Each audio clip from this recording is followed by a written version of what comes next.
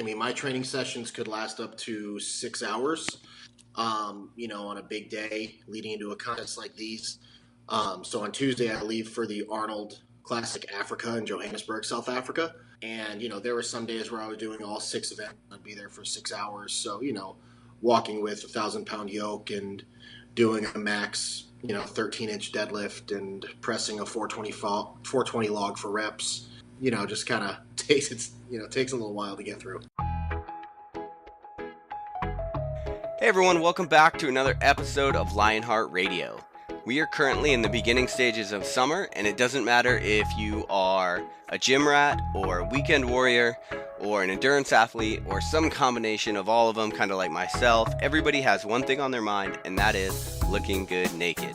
Everybody wants to look good and have some payoff for all the hard work that they're doing behind the scenes. Everybody at Lionheart Radio is no different, from the host to the people that we have working behind the scenes. Now, if there is one thing that separates us apart, it's essentially the fact that we are not willing to sell you any bullshit. So what we've done is we've taken out the whole crash diet. We've saved you the 6 weeks to the next six-pack plan. And we've taken all of the knowledge that we have, collectively pooled it together, and put it in a document, a book, that you can download for free on lionheartrad.io. In that book, we have things that are going to help you get sustainably lean. We've got which workouts will help you burn more fat. We have tips on how to keep track of your daily calories and nutrition. And we've even got a glossary in the back with a list of movements and how you can plug them into your programming when you are looking for a desired result. Now, just like the show, everything is free. Go to lionheartrad.io and download your free ebook. As always, thank you for taking this journey with us. We will see you in the gym or at the beach.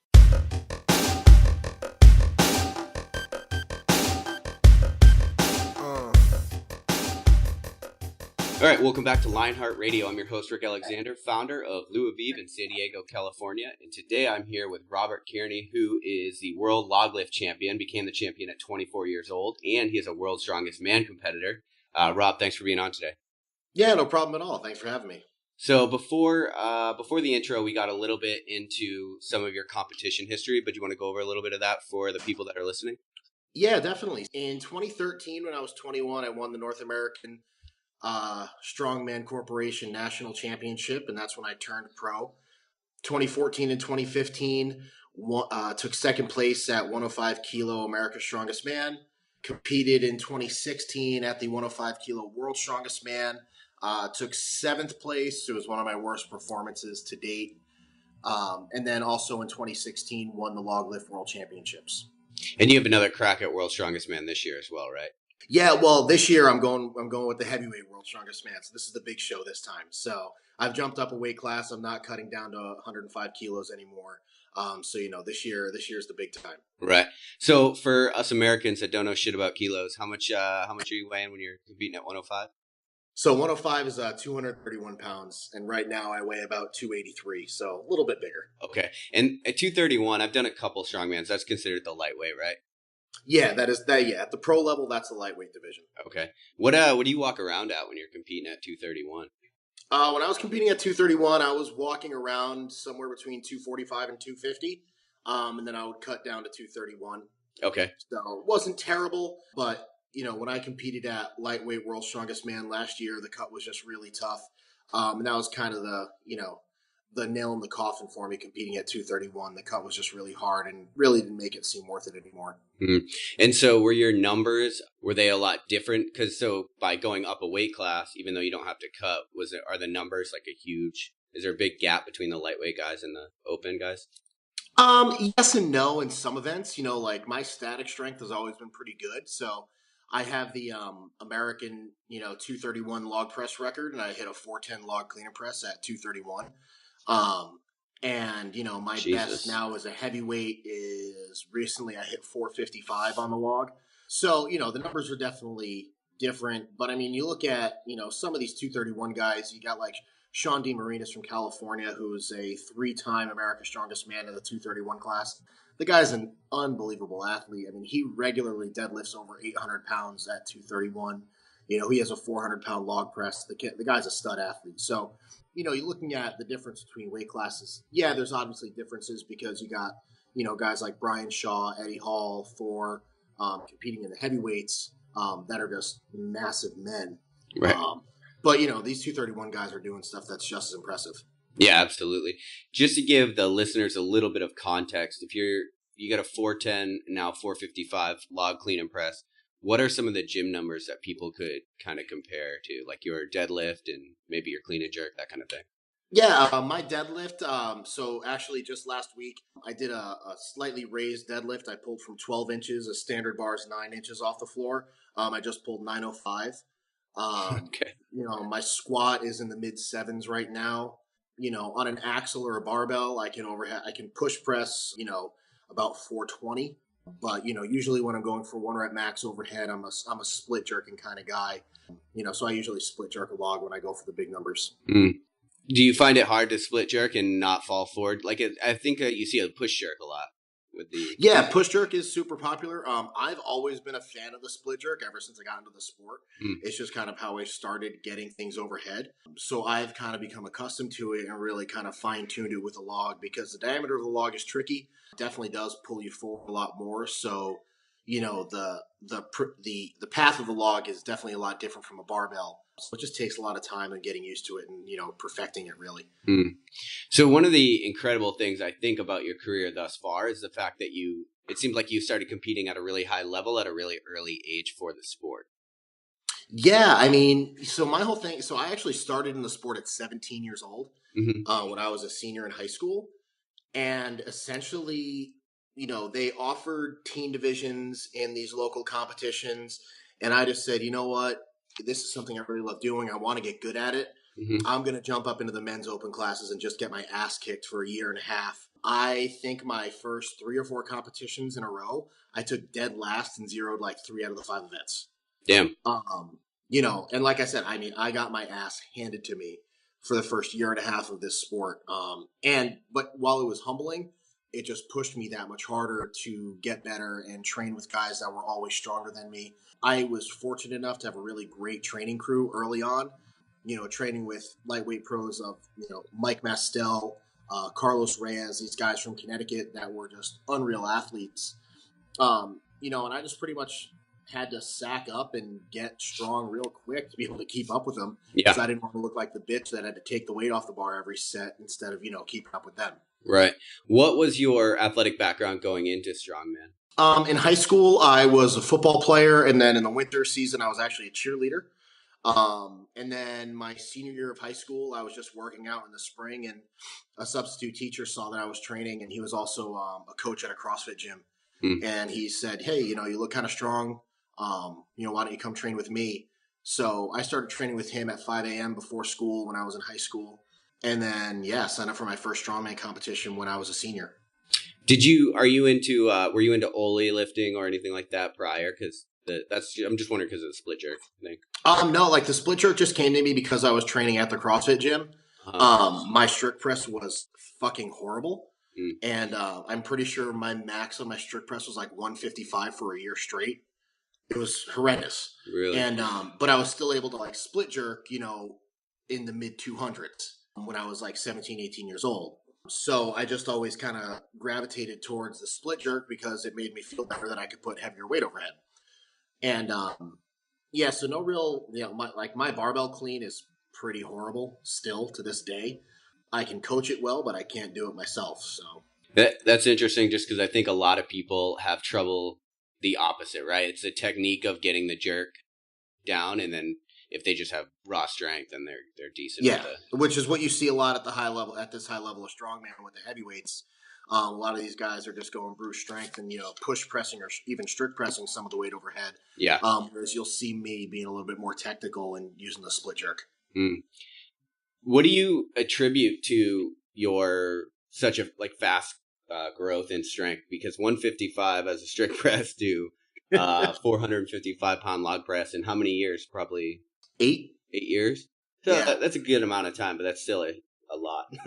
I think it was just persistence. Surrounding myself with the right people. When I went to college, I went to Springfield College for my undergraduate degree, and they had a powerlifting team there. So I jumped on that right when I got to school, and was just in a community that really pushed everybody to get stronger and kind of not suck, essentially, was what we were going for. Mm-hmm. My sophomore year, when I was doing a strongman competition, I met one of my best friends now, Matt Mills, who's also a pro strongman. And he owns a gym that was, 20, 30 minutes away from where I was going to school. Said he was starting to get some strongman equipment. So I started training with him every weekend. He turned pro a year before I did. And, like I said, I think the biggest thing was, the people I surrounded myself with, competing in a class that I knew was probably out of my league. And then also the biggest thing was like staying relatively injury free. Knock on wood, I have only, I tore my meniscus in both of my knees when I was 18 and 19 years old. But those are only really quote unquote major injuries that I've had. And those really aren't that big of a deal. So I've been super fortunate when it comes to staying healthy and keeping my body in line. Yeah. Once you started getting technique, did you find that your strength, your numbers ramped up pretty quickly? And then from there, it took a while. You see that a lot. Yeah, definitely. Especially with the overhead stuff, it took a long time to really get the split jerk comfortable with the log. I think with anybody with a log press, it's just weird. It's, like I said before, with the diameter being so big, initiating the dip to get it overhead, you fall forward, your elbows will drop, putting a lot of pressure on the front of your knees. Throwing yourself under a log when doing a split jerk is scary as fuck the first couple times you do it. Mm-hmm. So the mental component of a split jerk with a log is huge. And I think that's what a lot of people don't understand when split jerking a log is just getting over that fear of throwing something over your head while dropping underneath it is a lot bigger than people, really consider first. So I think once those things kind of came into play, and, even still, I don't think it took me probably about 6.5 years to really perfect the split jerk on the log. I think the Arnold in 2015, I was competing in the heavyweight amateur world championships and I hit a 425 log there. And that was kind of like the moment where I knew that, I was going to be good at this lift and really could take it somewhere. Mm-hmm. And that was kind of the first time that everything kind of came together and the split jerk worked for me at big numbers like that. Gotcha. And so is this going to be your first Arnold's as a pro? Yeah. Like I said, I leave tomorrow for the Arnold Africa in Johannesburg. So this will be my first time competing in the Arnold Pro down there, which it's an awesome lineup. I love the events. I'm super excited for the contest. And then, it's also my first time at World's Strongest Man this year. So big year. Yeah, for sure. So you mentioned one of your buddies, he went pro before you. So what does it mean to go pro in strongman? And is it more like a pro card, like similar to physique and bodybuilding? Yeah, that's pretty much exactly it. So the way it works here in the U.S., once you become pro, in order to become a pro, you have to win the amateur national championship, the Arnold Heavyweight World Championship, or a Platinum Plus level competition, which is the highest level amateur competition in the country. Once you become pro, for us, we were lightweight pros, so we won at the 231 weight class. That means you're essentially not allowed to compete as a 231 amateur anymore. You can compete as a heavyweight amateur if you want it at a local competition, and then now you're eligible to compete at America's Strongest Man. If you become a heavyweight pro, pretty much the only time you can compete then is as a heavyweight pro, and you're not allowed to compete at amateur competitions anymore. Mm-hmm. So you can never kind of compete back down. Yeah. So what does it mean to be pro other than that? Like, is it hard to make a living as strongman? Because it's not the biggest sport out there as far as strength sports go. And you're traveling all over the world. Yeah, I mean it's definitely tough. There essentially are only 2-3 people here in the U.S. that are full-time strongmen. Brian Shaw being one of them, and he's a 4-time world's strongest man and arguably the best U.S. strongman ever. Yep. Rob Oberst, he's a heavyweight pro strongman, but he's actually doing a lot of movie stuff now. Mm-hmm. So that's where he's making a lot of his money. And then you have Dimitar Savatinov, who's living in Florida. And all he does is compete and travel. The nice thing is that strongman is getting more recognition now. So, for me, going to the Arnold Africa and a World's Strongest Man, there is prize money if you do well. So that's kind of the nice thing about it, that there's more money coming into the sport than there has been in years past, which is exciting for me since I'm just kind of getting to this level. Mm. It seems like, too, we're in a time right now with social media and things like that where there's a lot of ways to promote yourself outside of the sport. And it seems like that might be the path as well. Yeah, I mean that's why Rob Oberst is getting into the movie thing. You look at Thor Bjornsson, who is the Mountain on the Game of Thrones, and they're going on different avenues to make a living, but it's also giving them the flexibility to have a career and to be able to continue their strongman as well. What is your day job? So right now I'm a strength and conditioning coach at a prep school in Massachusetts. So it's a great job. I love it. I work with about 550 student athletes, ranging from Division I full scholarship athletes to some people who have never even seen a soccer ball in real life. So yeah, it's awesome. I work with really talented kids, smart kids, and it's just a lot of fun. Yeah, I like seeing when high level strength athletes / coaches get into the game with student athletes, because when I was growing up, we had the bigger, faster, stronger program that was shit, and everybody did the same shit program. Yeah, it's a lot of fun. I love what I do. How do you periodize your training as far as just trying like the splits and the progressions? If people are listening to this and they're wanting to build that maximal strength, do you work in like 12-week cycles where maybe you're just working deadlift, or like how do you break all your training up that way? It's tough. So a hard part about being at this level of the competition is you don't really know your events until about a month out. So it's hard to really train for strongman at the pro level like it is at the amateur level, where it's a little bit easier, where you know your events fairly far out from a contest. So like during my off season, I don't really focus on one lift. My big training philosophy is I am high volume pretty much as possible. With all of my online clients, I tell them, I train 4 days a week. That's what I like everybody else to do. And when I give you a rest day, go to work and then lay your ass on the couch and don't do anything. I think a lot of people they don't really understand how important rest actually is during a training program. Sure. And stuff that I put myself through and stuff that I put my clients through. Like I said, the volume and intensity is pretty freaking high all the time. And I just think that translates over to the sport of strongman really well for what we do. Okay. What do you consider high volume? So, a typical week for some of my clients or myself, I break my training days up into usually I'll have a squat day, a press day, a deadlift day, and then there's a strongman events day, depending on the client, if they have access to strongman equipment all week or whatever. So a typical squat day will be front squat. It'll be, 8 sets of 6, followed by back squat immediately, usually like 6 sets of 4 at a little bit of lighter weight. I stick my rest times, maximum 90 seconds in between sets, nothing more. And then there's usually between 5 and 8 accessory exercises in the 3 sets, 12 to 15 rep range for every accessory exercise after that. And again, same thing with the rest periods. On accessory stuff, I like to keep the rest periods around 60 seconds. So my clients' workouts are usually an hour and a half max. I try to get them through quick. Do you coach mostly strongman athletes or strongman athletes? Yeah, majority is strongman. I do have a few power lifters as well. But yeah, mostly people come to me for the strongman stuff. So how often earlier in the interview, you mentioned a little bit about a 6-hour training day because you're working on events. How often do you throw in the event training days per week? That's only once a week, and that's only when I get my specific events. So those big training days don't happen fairly often. Like I said, so for the Arnold Africa, I got my events 5 weeks out before the competition. So I essentially only had like 3, maybe 4 big training days to train all the events. I had an idea of what they were going to be, so I tried to work those in throughout the week. But once I knew what the events would be, that's when I kind of, dialed it in and had those bigger, longer training sessions. Yeah, for sure. Do you find yourself doing a lot of, you mentioned the front squat. Do you find yourself doing a lot of front loaded work because core stability comes up so much in these events? Yeah. I mean, I even do that with my high school athletes here, preaching that I think a front squat is the most underutilized lift that I see. Everybody wants to throw big weight on their back, but as far as translating over to strength athletics or really any athletic sport, the front squat I think is second to none. Like you said, with core stability, look at posture, even breathing. I just think it's such an important tool that people aren't using enough.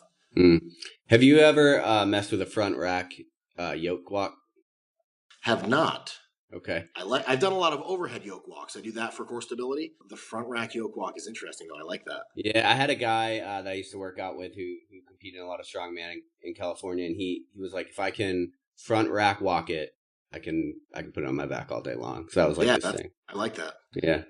So how has your diet, how did you eat when you had to maintain the 231 and under? And then kind of how has that changed now that you're Yeah, big so guys? I've had the same nutrition coach throughout this entire process, and he's been great. He's a good friend of mine, and so when I was at the 231 class, my diet really hasn't changed too much. It's high carb, high protein, fairly low fat. When I was in the 231 class, I'd probably eat between 4 and 6 meals a day, depending on my training or an off day. If it was an off day, I'd pretty much only be having about 30 grams of carbs on a non-training day, which sucks. Mm-hmm. Now that I'm a heavyweight, got my training days, my pre-workout meal has 150 grams of carbs.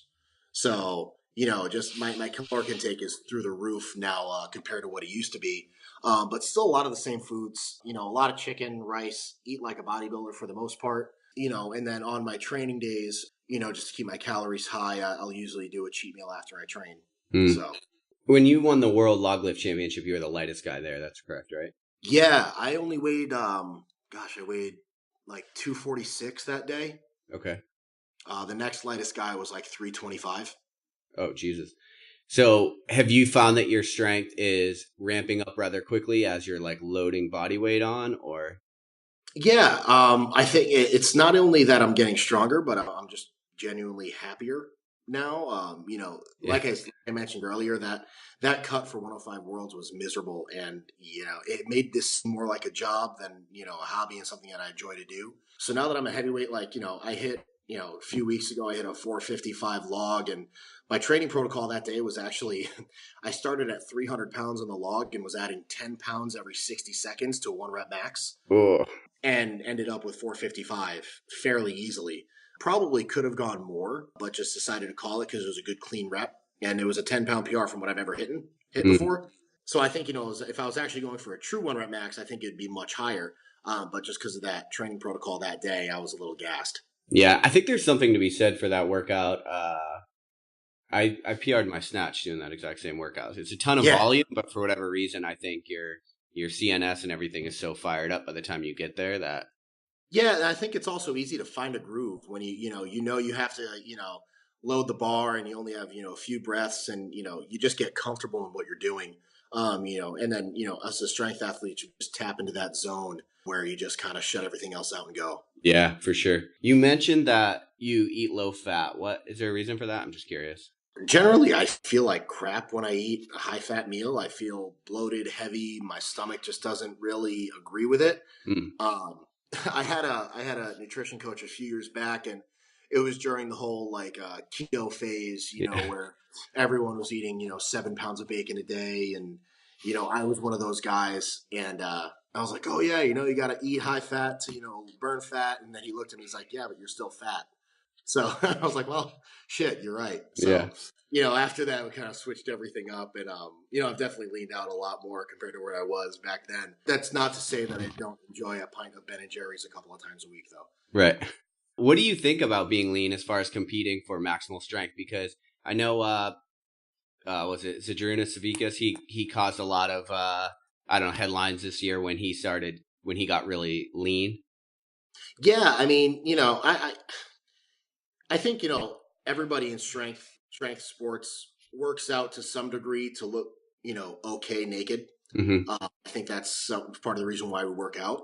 Mm-hmm. But, to me, being lean definitely has its benefits, but there's some drawback too. I mean, you look at Zydrunas, he hasn't been the same athlete since he cut that weight. He had 2 fairly severe injuries since he dropped down that weight. He wasn't able to compete in the Arnold because he, fractured a vertebrae training for the yoke for the Arnold this past year, hurt his arm training for the log lift world championship last year. So, while I think overall health benefits, shedding that extra body fat, not being, a gross slob is good to some extent, it also comes to a point where weight moves weight. And that's kind of where I'm at right now. Yeah, I'm sitting around, between 19 and 21% body fat. But to me, I can move well. I'm still fast in my moving events. I don't have sleep apnea. I'm not sucking wind after I do some conditioning events. So does anybody have to be, around 13%? Absolutely not.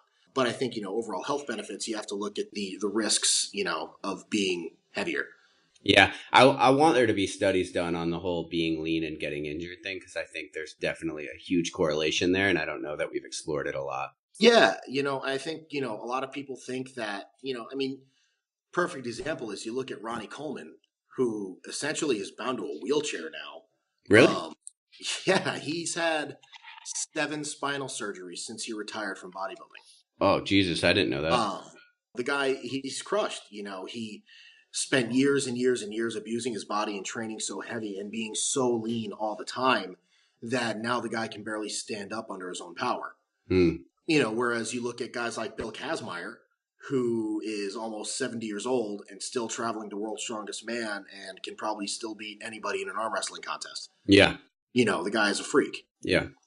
So, yeah, I think, I agree with that, getting a study done about what happens when you get lean to bone density and stuff like that. Like what's the real cost of it? Yeah, I think soft tissue pays a price. There's like a lot of different things. Oh, there. For sure. But so for kids that are listening to this, kids, young men, whatever, there's a lot of people that are like, dude, I just want to get fucking strong and big, bro. But I'm a hard gainer. What's your advice for them?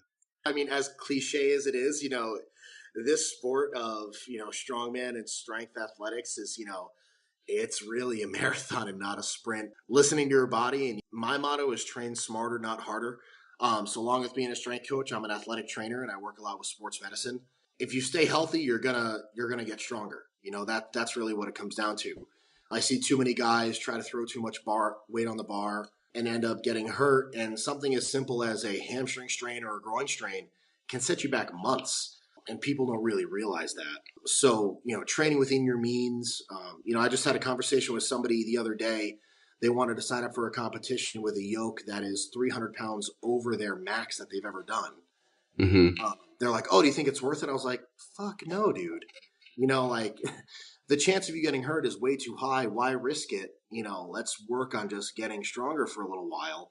And I think a lot of people are just too caught up with the numbers game and worried about what everybody else is hitting on an event. Mm-hmm. They might hit like a 450 deadlift. They're like, oh, but so-and-so who I competed against hit 600. So like, I need to do that. No, man, it's all about personal victories. A lot about strength sports is you're competing against yourself. So as much as, we want to win and you don't want to lose and you want to compete at your best, half the time you go into a competition, just try to PR every event. Do better than you did in training, come out not injured, and you'll end up being successful. Like I said earlier in the interview, I got my ass kicked for 1.5 years in this sport before I even saw the podium of a competition. I competed in 2011. I competed 12 times. Oh, wow. So I was doing almost I did one competition a month essentially. And I spent a lot of money. I drove a lot of miles to never come home with a trophy. Yeah. Yeah, but I think that's really what made me into the athlete that I am today because, I really enjoyed the hard work that I put in and saw it pay off now. Yeah. And you had to have learned a ton going through that gauntlet of 11 competitions. Oh, absolutely. My body was beat up. I was exhausted. I wasn't really training specifically for each competition, but I got the competition experience. Right. A lot of people don't realize that competing, it's not always the strongest guy that's going to win. It's the smartest and the one that doesn't make any mistakes. I've seen a lot of guys lose a competition because they do a keg carry and they're not leaning back far enough and they fall forward. They drop the keg. They don't bring their hands back on a farmer's walk or they bring them back too far and the farmers dig into the ground and it drops them by a second on their time, but that costs them 3 places. So being meticulous when you compete and, like I said, just not making mistakes, that's the person that's usually going to end up on top. So power lifters, they can get really strong, and that's an easy thing to compare this to just because it's also kind of maximal strength. They can get really strong for a meet, and that's usually what they do. With you, though, it seems like the strongman season, it's long, especially if you're doing 11 in a year. So what kind of tips do you have, or how do you even try to stay strong for such a long period of time? Because you really don't have time to taper, it seems like, and then also keeping your body going? Yeah, so essentially right now I've been quote unquote in season for like 11 months straight. So the way I kind of do it is listen to your body, take deloads when you need to. I'm a big fan of I take a deload every fourth or fifth week.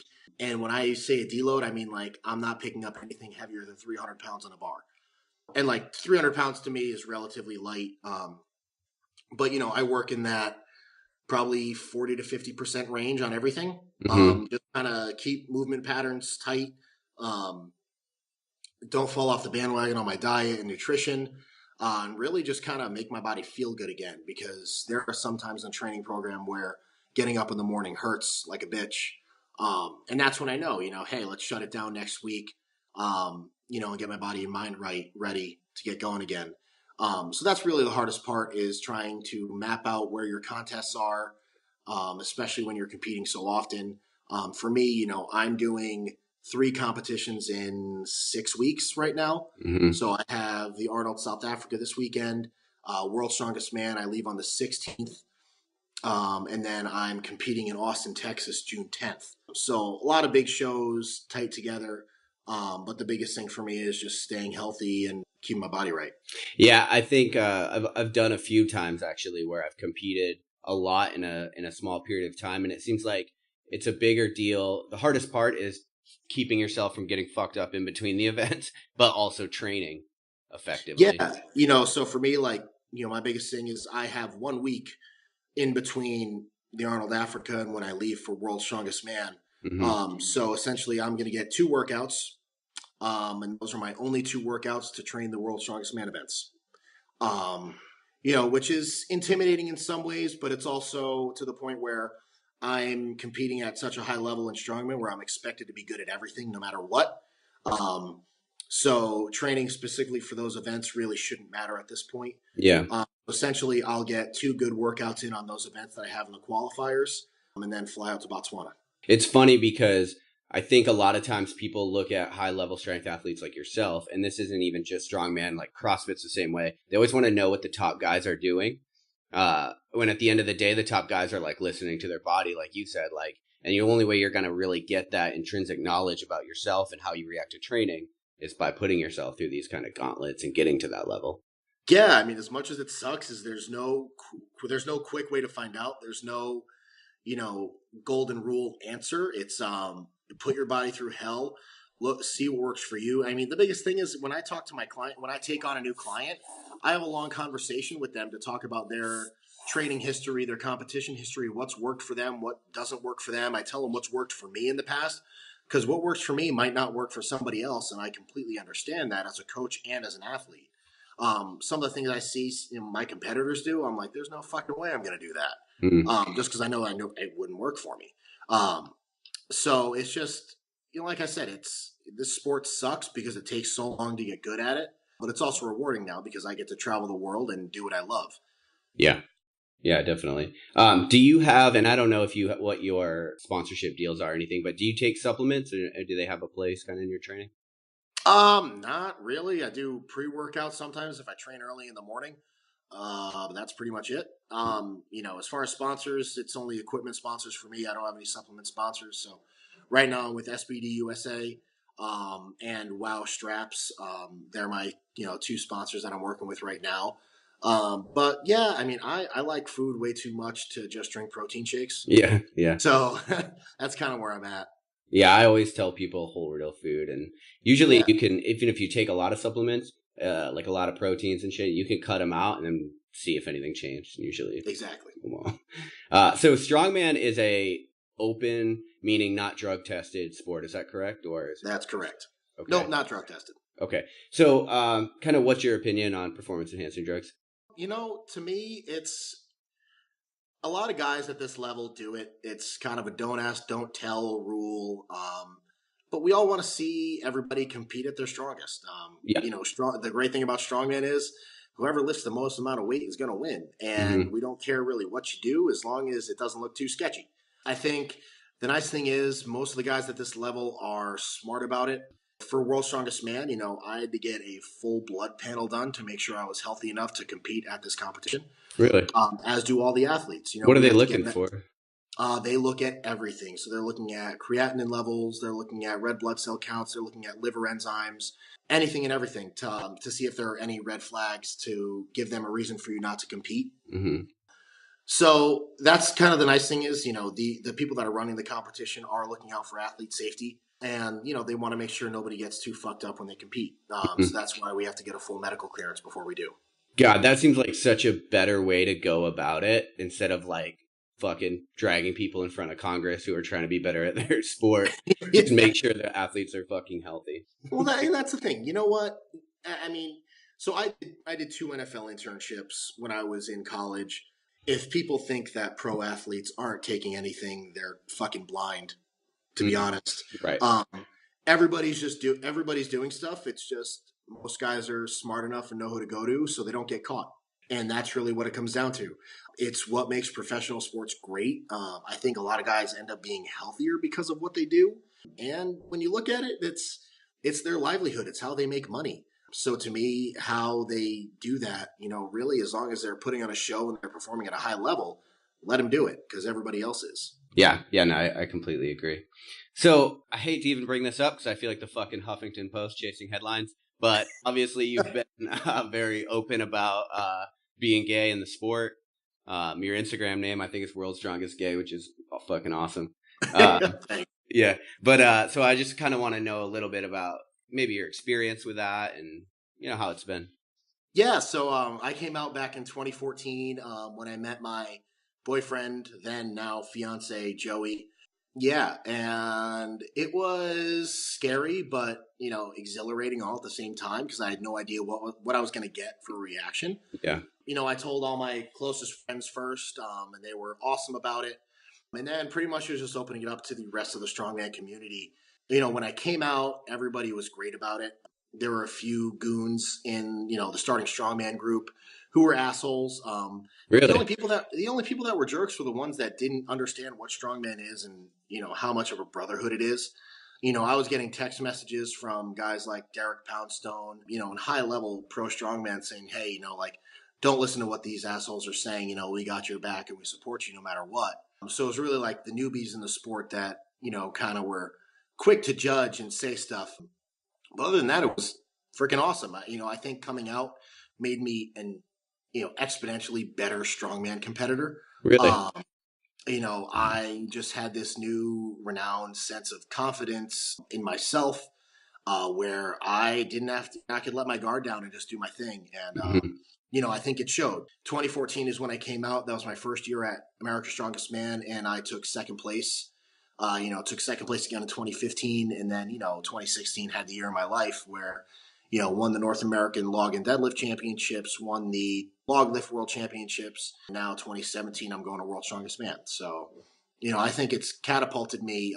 Not just because I'm gay, but just because I'm able to, finally be myself. That allowed me to be a better competitor. Sure.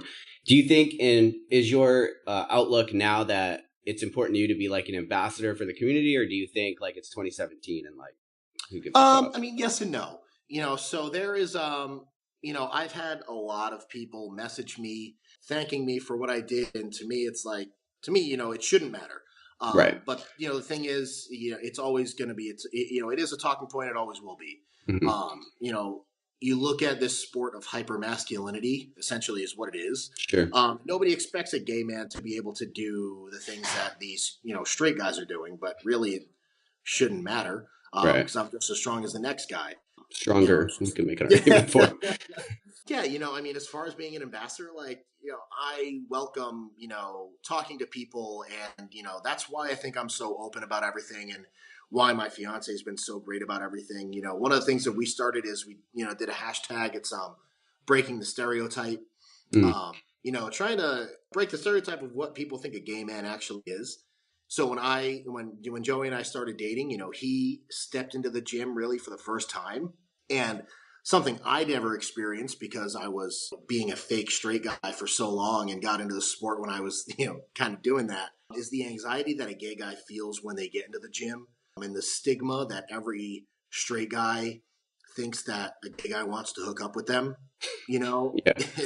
it's unbelievably, true. And that's why you don't see most gay men getting into into powerlifting or strongman or bodybuilding or into really any of these strength sports, is because of this fear that when they walk into the gym, they're just going to be judged so hard by all the straight guys around that they can't ask for help of how to do a bench press or how to squat or how to deadlift. And that's kind of what we want to stop. And we want to empower other gay men to be able to walk into a gym and get under a barbell and, squat or ask somebody for help, and kind of have them realize that they can do all this stuff too. Yeah, sure. So since you came out, then when you walk into a gym, you talk about this anxiety. Is it palpable? Do you feel it to be different, or have you? Personally, I never did. My fiance has talked about it a lot. And he said that's one of the reasons why he never really went into the gym. Like, he was a Planet Fitness guy before he met me because, one, it was a cheap gym membership, and two, he didn't, feel like he had to train that hard when he was there. He could just kind of do a, bodybuilding.com workout and just kind of do his own thing and wouldn't have to ask for help. Mm-hmm. But that's why he never, even when he was in college, he was a track athlete and he played soccer, but he didn't even feel comfortable doing like a team lift in the weight room because he didn't want to have to ask for help there. That sucks. So, but now, we're trying, like I said, he's way more comfortable doing it, because I have kind of thrown him into this world. And like I said, just trying to change that dynamic as much as we can. So 2-part question. Is he strong as fuck? And if so, does that make you the actual world's first power couple? I think he's really strong. He actually just he competed this past weekend up here in Connecticut, and he won his weight class for the strongman competition. Jesus. But yeah, I mean, he's hit a 270-pound log press, and he weighs like 190. He's deadlifted 500 pounds before. So yeah, he's definitely strong. He's awesome at the moving events just because of his track background and playing soccer. Mm-hmm. His third time ever doing Atlas stones, he loaded a 300-pound stone. Oh, damn. So, yeah, he's definitely strong. And, his background in athletics, I think, helped him get that way. And I like to think of us as the world's strongest couple. That would be, that might be our new Instagram name. Yeah, that's accurate, I think. Definitely the strongest I've ever known. Nice, man. Well, so the Lionheart Kicker is the final question, and this is kind of based on everything that you know and everything that you've done so far. If you could give advice and it was guaranteed that it would be translated to every language, everybody would hear it. This can be lifting, this can be life, this can be whatever you want, but you had a platform for a second. What would you tell people? I think the biggest thing that I've learned, especially being a gay strongman, is, be true to who you are, and that's going to make you more successful at everything you do in life. I've experienced it firsthand. I really feel what has catapulted me to this level in strongman, because I haven't had to put on this facade of being a straight guy. I can finally be my gay self. And like I said, like being true to who I am and, accepting me as a person has really made other people accept me. And like I said, it's why I am where I am today. Yeah, for sure. Do you have any advice to kind of steer people in the direction of like kind of figuring out who, because I think a bigger problem might be, especially as you're coming up, figuring out who your true self really even is. The biggest thing is, surrounding yourself with the right people and finding your niche. Find what makes you happy, and run with it. That's what I did with strongman. And, I, going back to, my sexuality, I knew I was gay for a long time, but didn't want to realize it. And I think that's what held me back for so many years, because I was putting so much effort into being somebody I wasn't, that when, the light bulbs finally went off and everything clicked, that's when I was finally Rob. And it took me 22 fucking years to get there. Mm-hmm. But it's great to finally be here. Yeah, for sure. Definitely a journey process. Yes. Cool. So for people that listen to this and are kind of inspired by your journey and want to follow along, how can they do that? You can find me on Facebook. My athlete page is Pro Strongman Rob Kearney. You already mentioned my Instagram name. It's World's Strongest Gay. Mm-hmm. So I'm always on there. Feel free to message me on either of those. More than happy to get back to you, answer any questions, help you out any way I can. Cool. And then, and we'll link to those in the show notes of this episode. And then for people that are interested in your coaching, are you taking on new clients or? Yeah, I am. I definitely have a few spots. Put a disclaimer out. This month is crazy because I'm traveling 3 out of the 4 weeks of May. I'm going to have, limited access to my email and Facebook and stuff like that, but I would, absolutely take on any new clients. Just, be understanding if I, take a little bit longer to reply than usual. But I'm usually really quick. My phone's pretty much always on me. If you do sign up with coaching for me, it's pretty much full service. I send weekly programs. Love to get video feedback. I talk to my athletes throughout the week. It annoys the shit out of my fiance because I'm always talking to them and not to him as much. Yeah. But I really care about the people I work with and want to see them succeed.